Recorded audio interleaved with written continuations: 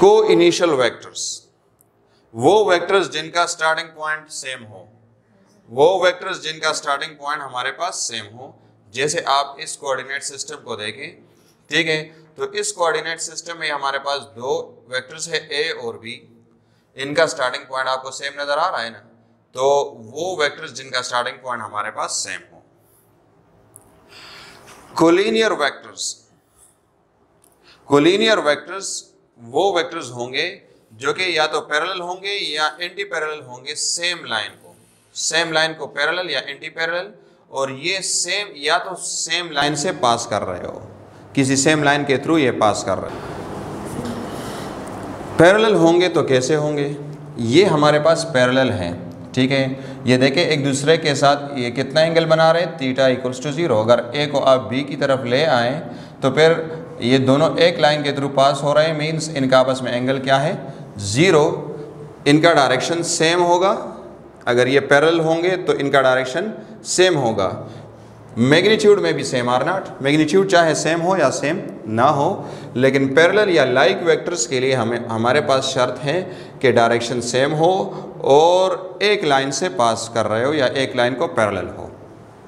Anti parallel, anti parallel को हम unlike भी कहते हैं और इनका डायरेक्शन अपोजिट होगा, मैग्नीट्यूड सेम हो या सेम ना हो। अपोजिट का मतलब ये है कि उल्टा होगा, अपोजिट का मतलब ये नहीं है कि एक का डायरेक्शन एक तरफ तो दूसरी का किसी भी डायरेक्शन में नहीं, इनके बीच में 180 डिग्री एंगल बनेगा। ये वेक्टर ए है और ये वेक्टर बी है, ठीक है। यहाँ पर देखिए आप सेम मैग्नीट्यूड भी सेम आ रहा है, मैग्नीट्यूड डिफरेंट भी हो सकता है, ठीक है, लेकिन एंगल अगर आप इसको दोनों को कंबाइन करें तो ये इसके टेल पे इधर लगा ले, आप एंगल को कैलकुलेट कर सकते हैं, एंगल विल बी 180 डिग्री, तो डायरेक्शन अपोजिट होगा।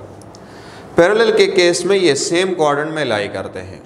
अगर ए वेक्टर ए फर्स्ट क्वाड्रेंट में है तो वेक्टर बी भी फर्स्ट क्वाड्रेंट में होगा, वेक्टर ए सेकंड में है तो बी यानी दूसरा वेक्टर जो उसके पैरेलल है वो भी सेकंड में होगा, इस तरह थर्ड का थर्ड में, फोर्थ के लिए फोर्थ में होगा।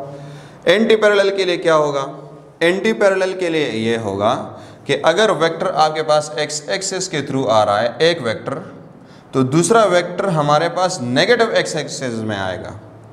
अगर एक वेक्टर आपके पास पॉजिटिव वाई में आ रहा है तो दूसरा उसका एंटी पैरेलल नेगेटिव वाई में आएगा।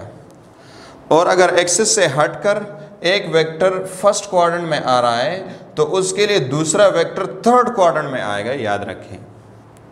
एक वेक्टर फर्स्ट क्वाड्रेंट में है तो उसके लिए एंटी पैरेलल थर्ड क्वाड्रेंट में आएगा।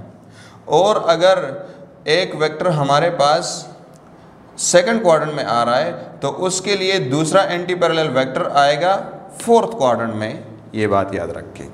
देखें ये और ये अगर इनको आप कंबाइन करें तो एंगल 180 डिग्री बनता है, एंटी पैरेलल। इक्वल वेक्टर्स, वो वेक्टर्स जिनका मैग्नीट्यूड भी सेम हो और डायरेक्शन भी सेम हो। ये ऐसे वेक्टर्स हैं जिनका मैग्नीट्यूड और डायरेक्शन दोनों सेम हो और एंगल 0 डिग्री हो। और ऑब्वियस बात है जब एंगल 0 हो, डायरेक्शन सेम हो, तो ये किस क्वाड्रेंट में लाई करेंगे, दोनों एक ही क्वाड्रेंट में लाई करेंगे। Negative vector, a vector which is equal in magnitude but opposite in direction to another vector। किसी दूसरे वेक्टर का आप नेगेटिव लेते हैं तो वो नेगेटिव मैग्नीट्यूड में तो सेम होगा लेकिन डायरेक्शन में डिफरेंट होगा। ये हमारे पास एक वेक्टर है is equal to 5i + 6j, minus A will be equal to -5i - 6j। याद रखें जहाँ कहीं आपको माइनस इन कंपोनेंट्स के साथ नज़र आएगा और इधर पॉजिटिव हो तो इससे क्वाड्रेंट बदल जाता है। और क्वाड्रेंट कैसे बदलता है वो आपको पता है कि यहाँ पर हमारे पास दोनों पॉजिटिव्स होते हैं x और y, यहाँ पर क्या होता है, यहाँ x नेगेटिव होता है और y पॉजिटिव होता है। यहाँ थर्ड क्वाड्रेंट में हमारे पास क्या होता है, थर्ड क्वाड्रेंट में हमारे पास x भी नेगेटिव और y भी नेगेटिव। फोर्थ क्वाड्रेंट में हमारे पास क्या होता है, x पॉजिटिव और y नेगेटिव। तो ये बातें याद रखें। इस केस में ये लाई कर रहा है फर्स्ट क्वाड्रेंट में और ये लाई कर रहा है किस क्वाड्रेंट में, ये थर्ड क्वाड्रेंट में लाई कर रहा है, ठीक है। सो वो वेक्टर जिसका मैग्नीट्यूड ये देखें 5 मैग्नीट्यूड सेम है, 5 मैग्नीट्यूड सेम है, लेकिन इसका जो डायरेक्शन है वो पॉजिटिव आई है और इसका जो डायरेक्शन है वो नेगेटिव आई है। इसका जो डायरेक्शन है वो यहाँ पर हमारे पास इसका डायरेक्शन 6 का जो डायरेक्शन है वो पॉजिटिव जे है और इसका डायरेक्शन हमारे पास नेगेटिव जे है। ठीक है, so same magnitude and opposite direction. इनका भी आपस में एंगल बनेगा 180 डिग्री। पॉजिटिव और नेगेटिव वेक्टर का आपस में एंगल क्या बनेगा? 180 degree. If positive is in second quadrant, वही बात है, अगर पॉजिटिव सेकंड क्वाड्रेंट में है तो नेगेटिव किस क्वाड्रेंट में होगा?